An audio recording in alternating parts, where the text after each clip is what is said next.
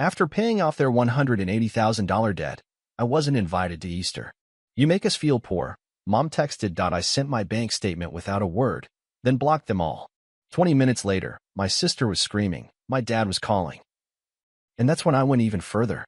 You know what your problem is? My sister said, already halfway through her second glass of wine. You think money makes you family. I stared at her, blinking, trying to figure out if this was supposed to be a joke. It wasn't. My mother didn't even look up from her phone. Don't be dramatic, Aaron, she muttered. It's Easter. Let's not start one of your moods. It was April 13th, 2 days before Easter Sunday. I was sitting alone at my kitchen counter, phone in hand, rereading the family group chat for the third time, the one where they all confirmed the Easter brunch, 11 a.m. sharp, my parents' house, everyone bringing something. Except me. I wasn't invited. No one had said a word. No message. No call. No, are you coming this year? Not even a lie to pretend I was missed. Just silence. And I wouldn't have known if it weren't for my cousin Madison, bless her soft heart and big mouth, who texted me by accident. Are you bringing that spinach pie again? Aunt Lydia said she hopes you do. She meant to text my sister, but she texted me, the one who wasn't even on the guest list. I didn't reply. I just scrolled back, combing through the thread. There it was, photo after photo of pastel napkins, quiche recipes, and my mom gushing about how, finally, the family feels complete again. Complete. As in, without me. And that's when I felt it. Not the usual sting. Not even anger. Just this cold, clean clarity. The kind you get right before a free fall. You see, 6 months earlier, I paid off every last cent of their debt. $180,000. Medical bills. Mortgage arrears. Emily's grad school loan she never even finished paying back. My dad's IRS balance, which he still called a misunderstanding. All gone. My bank account, meanwhile, took a hit that would have knocked most people flat. But I'd planned for it. I'd saved for years. Skipped vacations. Skipped weekends. I didn't do it for a thank you. But I also didn't expect to be erased. Then the text came. One line from my mom, after I'd asked her, politely, why no one had thought to include me. You make us feel poor. That was it. No emoji. No punctuation. Just that. You make us feel poor. I didn't reply. I didn't need to. I opened my banking app, took a clean screenshot of the transfer records, every payment I'd made in the last year, from the $42,000 payoff of the house to the $600 Target card Emily never paid, and sent it to the group chat. 5 minutes later, my phone buzzed with a call from my dad. I declined it. Then my sister started texting. What did you just do? Answer your phone. Don't do this here. Please unblock MOM. And finally, you're ruining everything. But I wasn't done. Not yet. Because what they didn't know, what they never saw coming, was how far I was about to go. The silence lasted 3 days. Then Dad broke it. He sent a single email, subject line, be reasonable. No greeting. No apology. No hint of understanding. Just, we didn't mean to exclude you. But the truth is, your attitude lately has been difficult. Easter should be about joy. You showing up with that tension in your eyes? That's not joyful. Don't make this bigger than it is. The attachment? A PDF of a cheesecake recipe. As if baking something might bring me back. I deleted it. But something inside me cracked, and not the kind that heals. I started pulling receipts. Literal ones. Every dollar. Every transfer. Every Venmo for Emily's copay, and Dad's breaks, and Mom's emergency dental. I made a spreadsheet. Labeled every row. For $180.68, Emily's last chance before collections loan. $13,500, Dad's tax lien from 2021. $600, Mom's overdraft after buying Emily a new mattress. And then it hit me, they didn't forget me on Easter. They never remembered me unless something broke. I was a walking backup plan. A soft place to land. Their personal ATM with a conscience. And I was tired. But they weren't. Emily posted a carousel on Instagram the same day. Her in a sundress, holding a mimosa, captioned, "So grateful for the people who never make me feel like I owe them anything." The last photo was all of them at brunch. Dad with his stupid salmon polo. Mom holding Emily's dog like it was the grandchild I never gave them. A photo of a house that looked exactly like mine. No caption, but the implication was clear. No caption. A photo that looked exactly like my house. No caption, but the implication was clear. That's when I knew. This wasn't just about money. This was about control. I texted Emily. Simple. You posted my house? She read it. Didn't reply. 2 hours later, a package arrived at my door. No name, no return address. Inside, a framed picture of my family, Mom, Dad, Emily, at last year's Christmas. I wasn't in it. I didn't take the photo. I was in the hospital that week, post-flu, recovering in silence while they posted #blessedfamily pics with eggnog. The frame had a note taped to the back. This is what peace looks like. That night I checked my credit report. 3 hard inquiries I didn't authorize. One was for a car loan. The other 2? Private lenders. All from the same city my parents live in. I called the bank. Asked if any recent applications had used my personal information without permission on a financial application. The woman on the line went quiet. Yes, she said finally. Actually, there's one pending right now. I froze. She read the application. Robert Cartwright. My father. Applied 2 days ago. Listed me as co-signer. Used an old lease agreement I'd sent him years ago as proof of residence. That was the moment I stopped giving the benefit of the doubt. I called him. He didn't answer. Then I called Mom. She did. Why would he do that? I asked. She was quiet for a beat too long. Then, we thought you wouldn't mind. We thought you wouldn't mind. I laughed. Not because it was funny, but because she said it like borrowing my identity was asking for a glass of water. I told her to cancel the application immediately. Her response?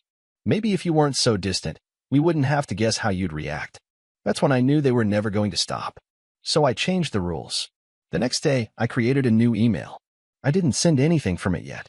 Just prepared. Then I backed up every financial document I had. Screenshots. Statements.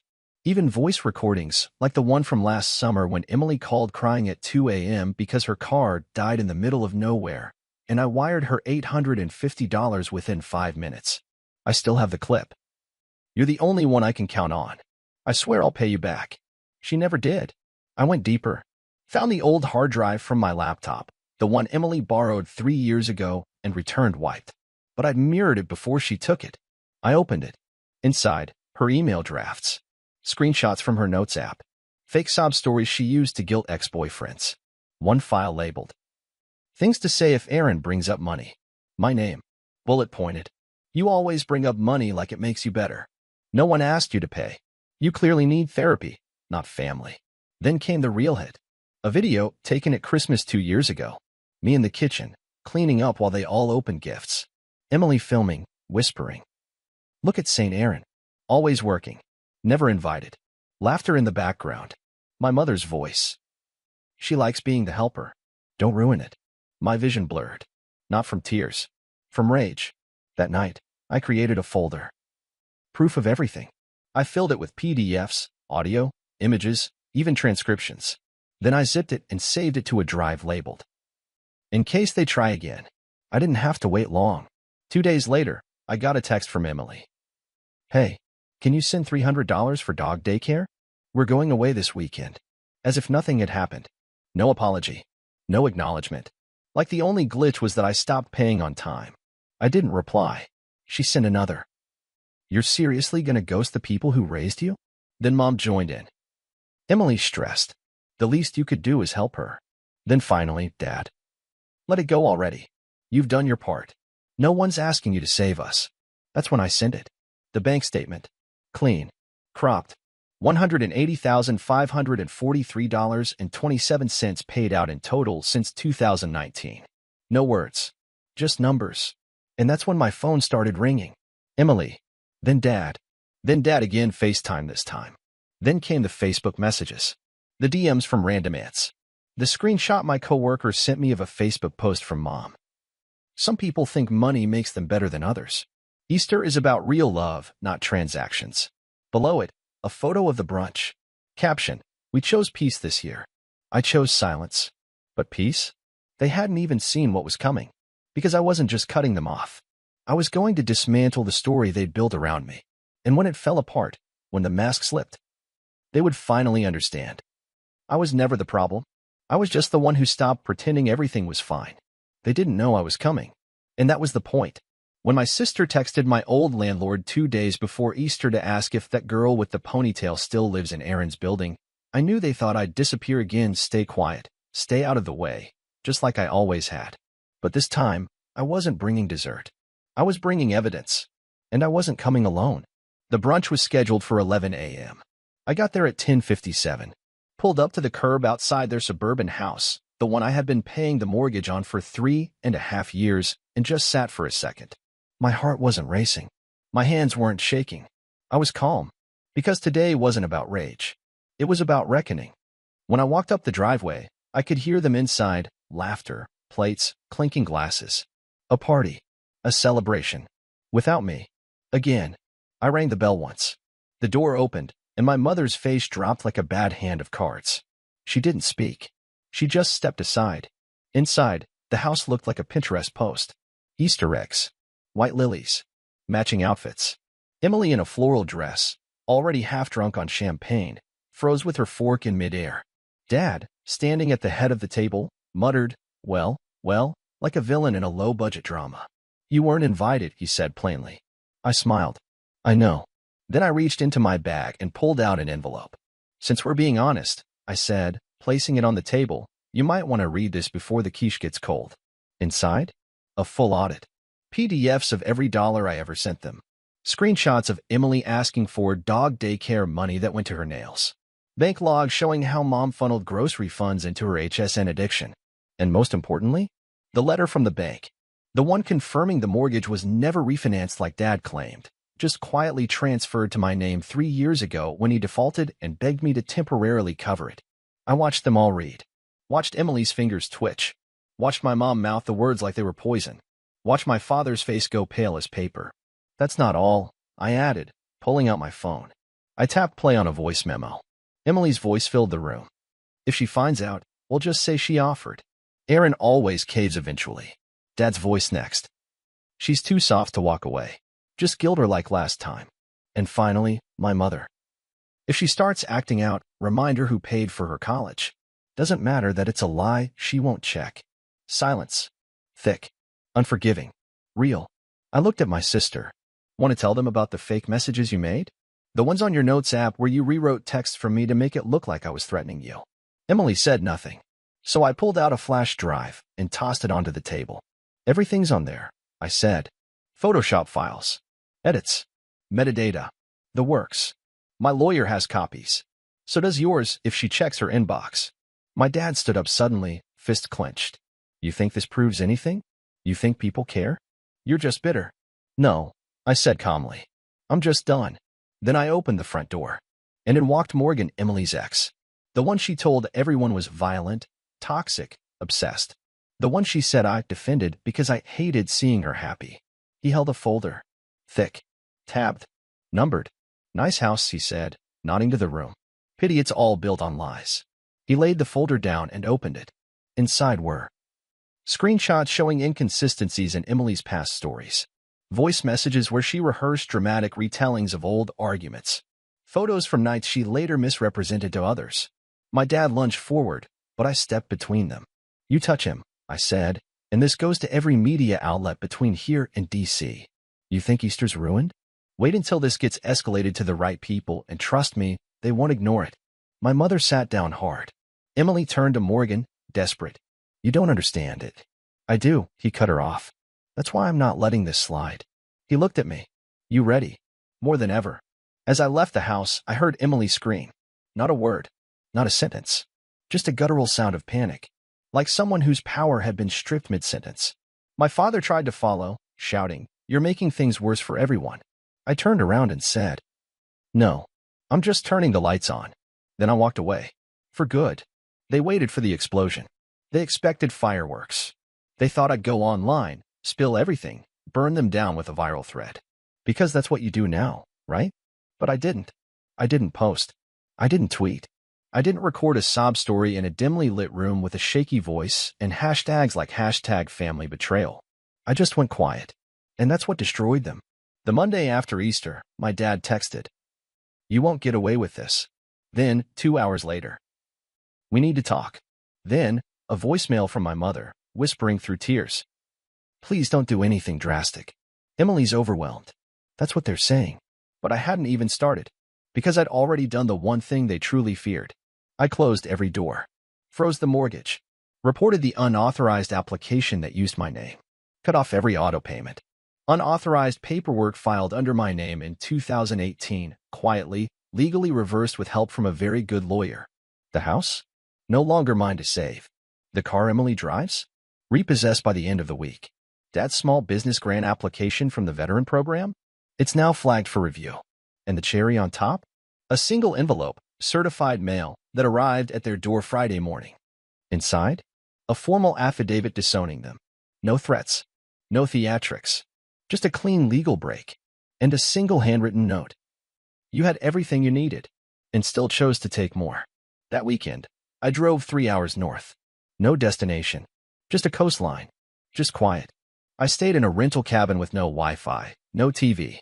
Just me, a notebook, and a prepaid phone that only one person had the number to, my old boss, a man who taught me early that survival isn't about screaming louder. It's about knowing when to vanish. I spent 3 days there. Didn't tell anyone. Didn't check messages. Didn't check social media. Just existed. Without being useful. Without being responsible. Without performing guilt. It was heaven. When I came back, the inbox was full. A message from a distant cousin. They're saying you're in rehab. A DM from a girl I once dated. Your sister's going live tonight to clear her name. Just FYI. A voicemail from my father. Breathless, furious. You think you're clean? You think this doesn't touch you too? You've embarrassed this family. People talk. We had to tell them something. They were spiraling. Because the worst thing I didn't respond. No rebuttals. No clarifications. No defense. They threw punches in the dark. And I watched them swing at shadows. Emily posted a cryptic tweet. Funny how people disappear when they're guilty. Under it, a reply from one of her friends. Didn't your brother pay off your tuition, though? Then another reply. Wait, wasn't he paying your rent too?